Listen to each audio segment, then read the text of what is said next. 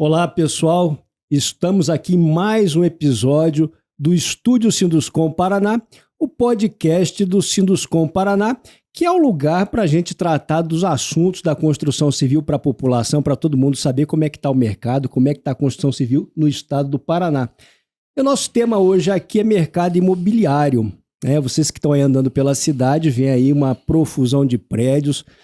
Hoje, tem mais de 400 prédios com vendas ativas em obras aqui pela cidade, e vem mais coisa, né? E para falar sobre esse tema e falar os desafios do setor e o que o setor está trazendo aí para a cidade, a gente está com dois grandes empresários aqui, um que é conselheiro aqui do Sinduscom Paraná, o João Carlos Perussolo, empresário aí, principalmente do setor vertical, de padrão médio, alto, luxo, super luxo. E estou aqui com o Carlos Herrera, que é o vice-presidente de mercado imobiliário do Sinduscom. E para me acompanhar nesse bate-papo, eu estou com o presidente Carlos Cade, que também incorpora, faz obras. Carlos Herrera faz muito no horizontal, faz também no vertical, muito no horizontal. Então, vamos estar cobrindo aqui um pouco do mercado imobiliário da cidade de Curitiba e do Paraná como um todo. E para começar esse bate-papo, eu trouxe aqui umas estatísticas, uma colinha aqui que a Fabiane fez aqui para a gente. Então, olha só, João, os alvarás liberados para construção esse ano cresceram 28% em relação ao mesmo período do ano passado, primeiro semestre, né? Os alvarás concluídos, aumento de 11%, unidades verticais lançadas, 104% de crescimento, recorde de vendas, tivemos recorde de vendas em unidades no primeiro semestre. Então, a pergunta que eu vos faço, primeiro, obrigado por aceitar esse convite, bom, o que está acontecendo? Por que o mercado imobiliário esse ano no Brasil e em Curitiba e no Paraná está indo bem? Porque está indo bem, né? Está indo bem no Brasil como um todo. O que vocês acham que está acontecendo, que está gerando essa mexida aí no mercado imobiliário? Boa tarde, bem-vindos aí. Boa tarde, Marcos. Respondendo a sua pergunta, a minha visão é que o mercado realmente está bom, ele está crescendo bastante, está tendo bastante oferta, né? E acredito eu que a demanda vai empatar com a oferta e todos nós vamos vender tudo isso que está sendo lançado e está sendo oferecido. Bem como os que vão ser oferecidos ainda, tem muito projeto em andamento, né? Eu acho que isso se deve, primeiro, a resquícios lá da pandemia, né?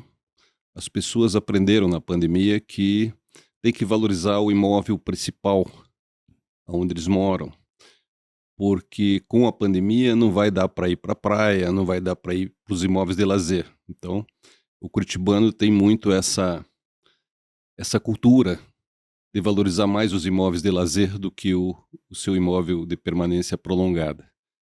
Então parece que a pandemia, mudou esse modo de pensar, e isso vem acontecendo já desde do final da pandemia, essa mudança de hábitos, né, dos consumidores. Isso é um dos motivos. Outro motivo, eu acho que as pessoas também entenderam que aplicar dinheiro e deixar o dinheiro parado, ou ganhando lá os juros, embora os juros estejam altos, né, é menos lucrativo e mais arriscado do que ter um imóvel. Né? Imagine se os juros estivessem baixos. Imagine se estivesse baixo. Então, assim, essas aplicações hoje, de acordo com o andar da carruagem com a economia do Brasil, se tornam até um pouco arriscadas. E essas pessoas têm duas alternativas, né? Ou tirar o dinheiro do país, ou aplicar em imóveis, né? E a maioria está aplicando em imóveis, graças a Deus, né? O brasileiro gosta de imóvel, curitibano gosta de comprar imóvel, entende como algo bacana, algo seguro.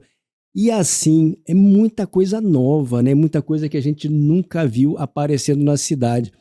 Herrera, você que está aí já há algum tempo, o que você está vendo aí, os lançamentos que você vem fazendo? E claro, não estou particularizando a sua empresa, mas a gente sabe também a sua empresa, vem tendo muito sucesso. O que vem motivando esse desempenho do mercado imobiliário, na sua opinião? Bom, primeiramente, boa tarde, João, Marcos e Carlos. Nos últimos anos, nós tivemos uma mudança. Começou com os investimentos em projetos. Hoje nós vemos, pela cidade do Brasil todo, um empenho, uma melhora na qualidade dos projetos. Ah, sim. Hoje você tem que conquistar teu comprador. A concorrência está grande e você tem que conquistar esse teu comprador. Então, primeiramente, com projetos mais elaborados, de melhor qualidade, com materiais novos. E, por outro lado, o grande desafio dos construtores é descobrir como aplicar esses materiais e correr atrás desses materiais. Os arquitetos projetam coisas muito bonitas e nós temos que correr atrás de achar esses materiais. De fato, tem surgido no mercado muito material novo que anos atrás a gente não utilizava. E a questão é assim, você tem que seduzir o comprador. A concorrência cada dia está mais acirrada. Seja no altíssimo padrão, seja no vertical, seja no horizontal, a concorrência é geral. E aí a situação, né, Carlos, da economia regional, da economia paranaense, a economia aqui da cidade de Curitiba vem favorecendo aí, né, o pleno emprego que a gente já falou. A gente está com desemprego, uma taxa de desemprego aqui na cidade de 4,8%.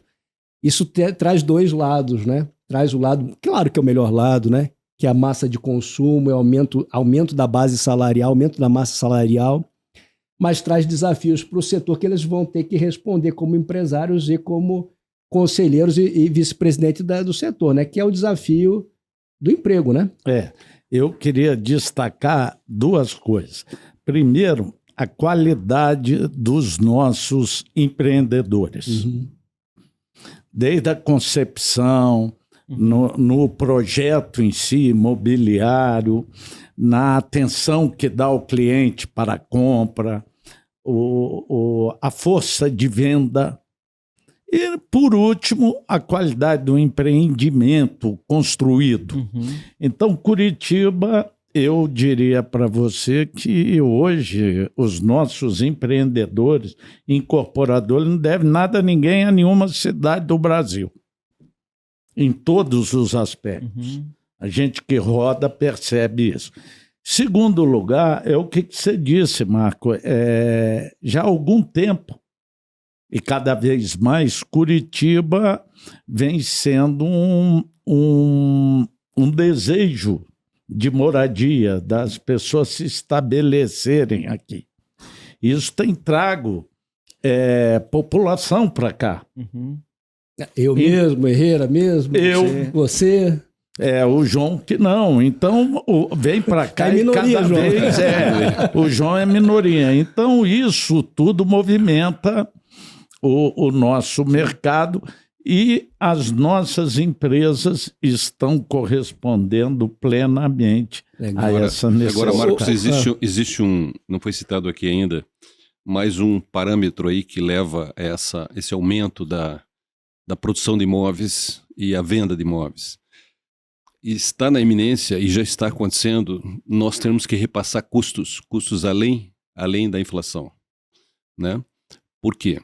O mercado, que nem você falou, está em pleno emprego, né? Uhum. O nosso setor está em pleno emprego e a gente tem que dar aumentos reais aos nossos colaboradores. E vem ocorrendo isso, né? Já vem ocorrendo. O índice que foi usado pelos sindicatos, agora foi quase o dobro da inflação, né? Se somado os benefícios, né?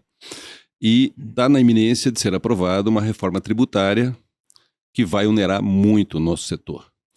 Isso vai ser repassado ao cliente, ao comprador. E as pessoas mais esclarecidas sabem que isso está acontecendo e vai acontecer, porque as construtoras, os incorporadores não fazem milagre, né? Você tem uma margem de resultado prevista, que não é uma margem grande. Curitiba talvez seja uma das menores margens do Brasil. Porque existe a impressão que o construtor ganha muito, né? Tem impressão, mas assim, a margem de resultado não é isso. Talvez o pessoal compare com São Paulo, Camboriú. Lá realmente as margens, imagino eu, não tenho certeza, mas deve ser muito maiores que as nossas. Então a gente não faz milagre. Se houver aumento, a gente vai repassar. Entendeu? Vai repassar. e a pessoa que está acompanhando o desenvolvimento como está sendo tocada a economia no país, sabe que isso vai acontecer e isso cada vez mais os imóveis vão ficar mais caros.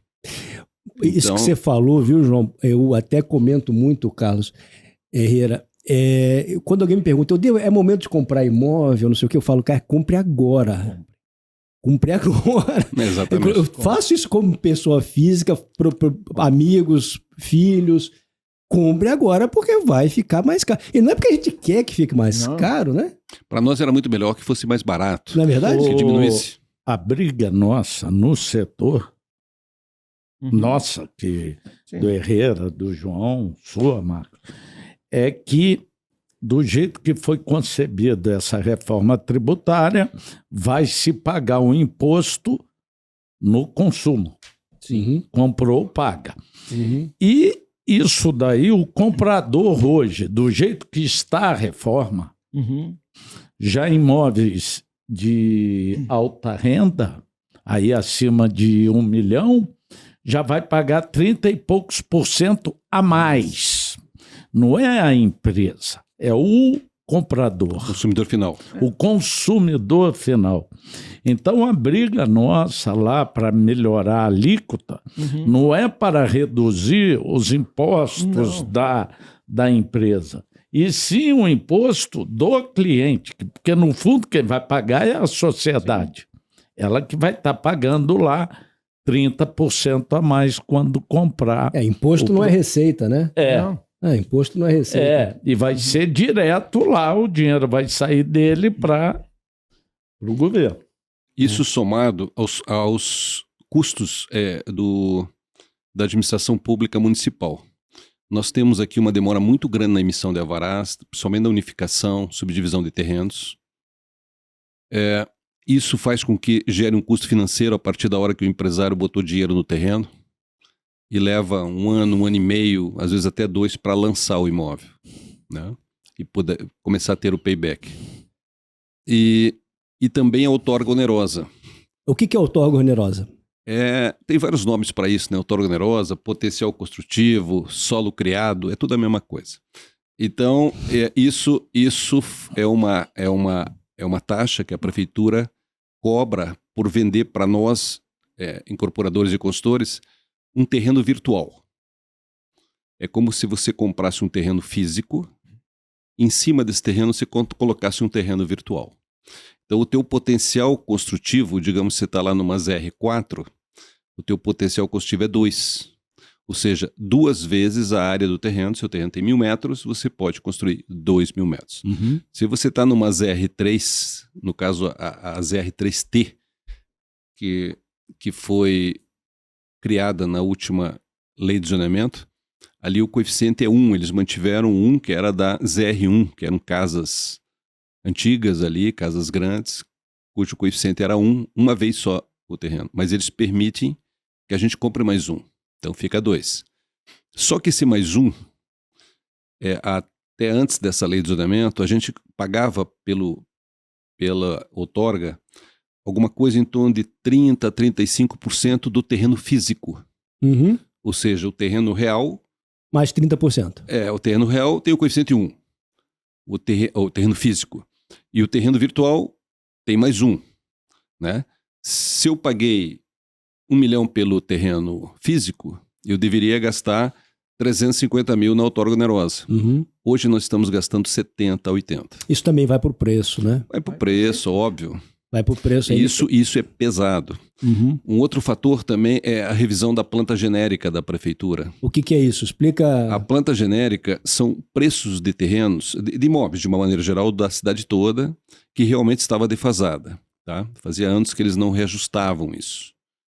Só que eles deram um reajuste muitas vezes maior do que realmente estão sendo negociados os imóveis. Então você vai pagar o ITBI, você pagou 1 milhão pelo terreno e a prefeitura avalia em 1 milhão e 300. Então isso é uma coisa que faz com que a gente acabe pagando para não demorar, para agilizar, entende? Não recorre. Isso tudo que você está falando, João, é bem legal, porque volta e meia, a gente que está na rua fazendo pesquisa, né? Sabe, minha empresa trabalha muito com pesquisa de mercado, A gente muitas vezes ouve a queixa, viu, Carlos? Não, os imóveis estão caros, não sei o quê, porque o preço subiu muito. Bom, aí uma pergunta que eu faço, bom, e os carros, né? E as roupas? Não foi só o imóvel que subiu muito, Sim. né? É que o valor agregado já é maior, tudo vem subindo, né? A gente tem uma inflação, uma pressão de custos. E você está explicando muito didaticamente aí, razões, inclusive, por que esses preços subiram. Mas eu queria fazer uma provocação para vocês dois, para vocês três, na verdade, né? Eu falei de 400 prédios, aí eu já escuto alguém falar, poxa, só sabem subir prédio, é muita verticalização, tem muita, vamos dizer assim, muito comentário, né, sobre verticalizar e cada vez mais prédio. Isso tem a ver com o plano diretor que você estava falando, com as possibilidades, né, de construir. Como é que vocês veem esse processo de verticalização nas cidades, em Curitiba? O que estamos acertando, o que estamos errando, na visão de vocês? Para vocês três. Você trouxe as pessoas certas, porque eu construo vertical, você horizontal. Então, defenda o teu lado, Herrera. Vou vender meu peixe. Venda o teu peixe. Você que faz pesquisas sabe muito bem que a primeira ideia de um casal novo é morar numa casa. Só que, por quê? Porque se criaram em casa. Depois, por uma questão de segurança, de novidade, foram para o vertical. Mas sempre ficou a ideia de voltar a morar numa casa. A casa sempre trouxe, casa de frente para a rua, trouxe a insegurança. E, lamentavelmente, é uma realidade. O que surgiu depois é recriar o bairro que essas pessoas se criaram e moraram e se criaram, recriar esse bairro artificialmente cercado de muro.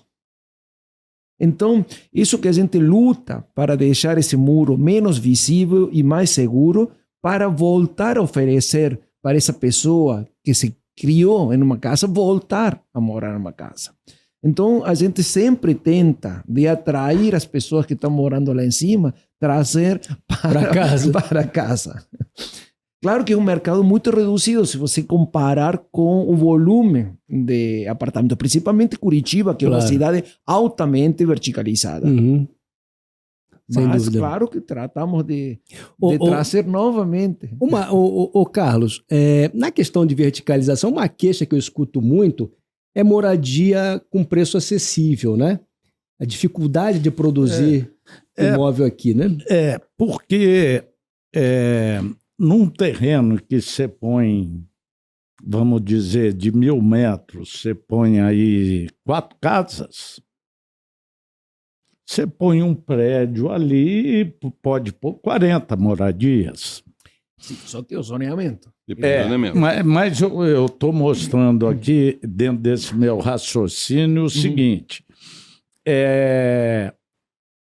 À medida que a cidade vai crescendo, você vai criando equipamentos urbanos, ruas, isso tem um custo. Então, você pode, com ruas, energia elétrica, saneamento, atender 4 residências, como você pode também atender 40 apartamentos. Certo. Então, a verticalização, ela acaba ocorrendo para haver uma facilidade na aquisição do imóvel. Porque se a gente nota, vê filmes aí, e a turma de Curitiba viaja muito, fora, nos Estados Unidos, tem um grande sistema de transporte público e tal. As pessoas, para morar em casa, saem do centro. Uhum. Vão para outras cidades, para outros locais. Mas, rapidamente, vão para o centro. Aqui nós temos essa dificuldade. Então, a verticalização, ela se faz necessária sem deixar de atender o cliente da casa, que é um sonho, não em detrimento nisso, mas verticalizar se faz necessário para aproveitar melhor as vias e os equipamentos ali que foram feitos. Isso daí não se traduz em um preço mais baixo para o comprador, que teoricamente deveria ser para 40 moradias, eu preciso ter 40 metros de rua, então teoricamente seria mais ser barato. a moradia mais barata. Só que não é uma realidade, porque o terreno que te permite construir um prédio é muito mais caro que esse terreno com 40 metros de frente que te permite construir dois pavimentos. Tanto que é verdade que aqui em Curitiba a gente tem dificuldade, né, João, de colocar habitação de interesse social, né? Muita dificuldade de colocar, acaba indo para a região metropolitana, né? Deixa eu fazer, mudando aqui, indo para uma pergunta assim mais direta. Vocês como empresários e também dirigentes aqui, né, da entidade, que desafios vocês veem para desenvolver melhor o mercado imobiliário de Curitiba, João? Você que já tem uma larga experiência, o que você vê que são os principais desafios do nosso setor aqui em Curitiba? Bom, a maior preocupação que eu vejo é uma agilização dentro da Prefeitura Municipal na aprovação dos nossos projetos, né?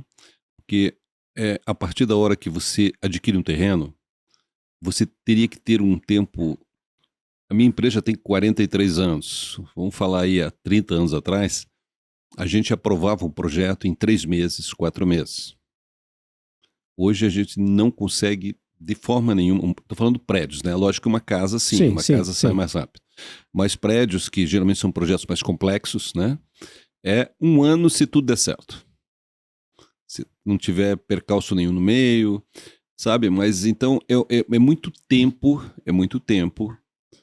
que o incorporador fica parado, engessado, porque se ele não tiver o alvará de construção, ele não pode lançar a venda, né?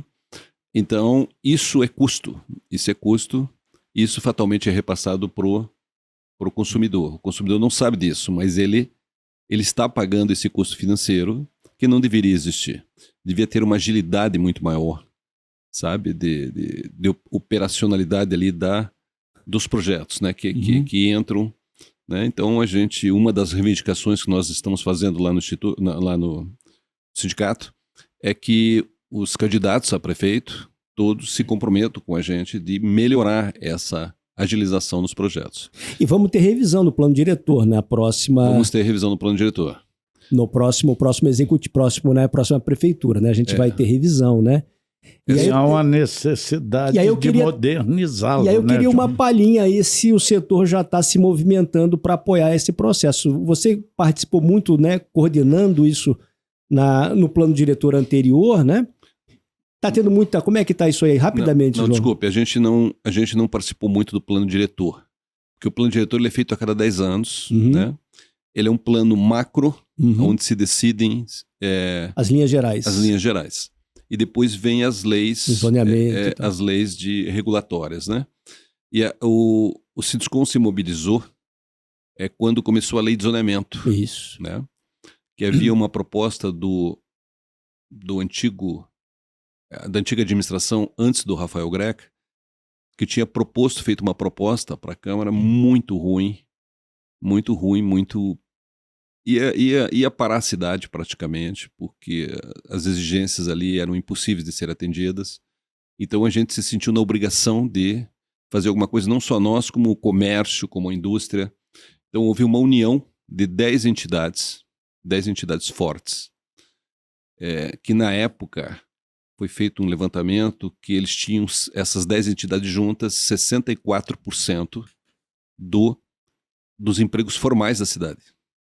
Então você vê um grupo muito forte que trabalhou durante a lei de zoneamento, junto ao IPUC e à Prefeitura Municipal, para revisar aquele projeto de lei. Eram 360 e poucos artigos que foram revisados um a um e chegou a ser um consenso na maior parte deles, sabe? Ou seja, foi um trabalho de cooperação, né? Um trabalho produtivo. Foi a primeira vez que o poder público aceitou a iniciativa privada, o pessoal que realmente executa as nossas opiniões. Então, Legal. foi uma coisa que a gente tem que agradecer ao prefeito Rafael Greca, porque ele abriu para a gente essa oportunidade. Maravilha. E houve um trabalho muito, muito sério, né, sem interesses nenhuma das entidades, e sim fazer com que a cidade melhorasse. E houve uma série de melhorias depois dessa lei de zonamento, realmente. E agora já parece que agora no final desse ano já cumpre-se 10 anos do plano diretor. Do plano diretor em si. Não da lei de zonamento. Isso. Uhum. Porque agora isso é lei federal, que cada 10 anos todas as cidades do Brasil têm que ter um plano diretor, né? Revalidado. Então vai começar uma discussão. Existe muita coisa que durante a lei de zonamento o próprio pessoal do IPUC, o pessoal da prefeitura, via naquele plano diretor muitas falhas, muitas coisas que poderiam ter sido melhoradas. Só que na lei de zonamento você não consegue mais mexer no plano diretor. Sim, porque já está estabelecido, já foi votado, né? Então tem que esperar 10 anos. Então agora é a hora. Nós temos uma lista de coisas que até não foi, a maioria não fomos nós que identificamos, foram o próprio pessoal do IPUC, e que agora com certeza vai ser alterado. E coisas que aconteceram nesses 10 anos de modernidade, de melhoria. Até porque tem um dinamismo, né? A atividade tem um dinamismo e a cidade se mobiliza, mexe, muda. A pergunta é essa: quais são, na sua opinião, os grandes desafios que o setor tem, né? O João comentou muito aí da aprovação. Além da aprovação, o que são desafios, Herrera? Nós temos um problema grave, que é a mão de obra. E como resolver isso? Então, o grande desafio é industrializar a construção civil. Nossa construção civil é muito artesanal, principalmente na área residencial de casas. Vertical tem algumas vantagens que você consegue industrializar mais, mas o problema é geral. Cada vez está faltando mais mão de obra para as questões mais, digamos, mais brutas. O ser humano não quer fazer o trabalho braçal e trabalho onde que passe frio, onde que se suje. Então nós temos que trazer novos sistemas, melhorar a maquinária e pensar, porque senão vamos ficar sem essa mão de obra. Lamentavelmente, o filho de pedreiro não quer ser pedreiro. Então é uma falta desse pessoal. Então, nós temos que industrializar para conseguir baratear ou manter o mesmo preço. E outra questão é a eficiência térmica e acústica dos projetos, que a gente tem que ir melhorando, porque o custo energético na vida útil da residência é muito mais econômica se você tem uma eficiência térmica, por exemplo, adequada. Então, esses novos sistemas visam industrializar e melhorar essa eficiência. Então, são dois desafios aí, processos de aprovação, processos de industrialização. Você destacaria mais alguma coisa, Carlos? Não, eu acho que já estão bem... Agora, só complementando o que o Herrera falou, o nosso grupo de trabalho, nossos colaboradores, estão envelhecendo. Se você fizer uma média, ano a ano está envelhecendo. E nós temos que fazer talvez até usar esse grupo do G10 aí, que agora é G11, entrou mais uma entidade agora para trabalhar nesse próximo plano diretor. Talvez trabalhar no sentido de incentivar o filho do pedreiro a ser pedreiro. Nós estávamos falando. Porque eles ganham muito bem. Comparado com profissões similares, eles estão ganhando mais, bem mais. Só que é lógico, tem profissões similares que o sujeito fica sentado o dia inteiro, né? E ali ele tem que trabalhar, tem que se exercitar. Mas isso era um orgulho antigamente, e hoje deixou de ser um orgulho trabalhar na construção civil. A gente tem que resgatar essas funções, né, que estão sendo hoje bem remuneradas, para que essa mão de obra continue se renovando, né? Esse é um desafio. E outra, vou citar um exemplo, por exemplo. Os retrabalhos. Nós temos que eliminar os retrabalhos. Por exemplo, um exemplo. Se levanta uma parede, reboca, deixa bonitinha, aí entra outra equipe e detona na parede. Quebra inteira para passar todas as tubulações. Você não pode fazer um trabalho para depois quebrar. E daí para frente, gerando resíduos, que hoje é um problema. Então, a construção civil você tem que diminuir o volume de resíduos que se gera e eliminar os retrabalhos. Está pagando 2 vezes. Hoje, o custo das instalações, 50% é quebrar o que você acabou de fazer, para o outro 50% você realizar as instalações. E a gente tem que caminhar para uma construção cada vez mais limpa, mais sustentável.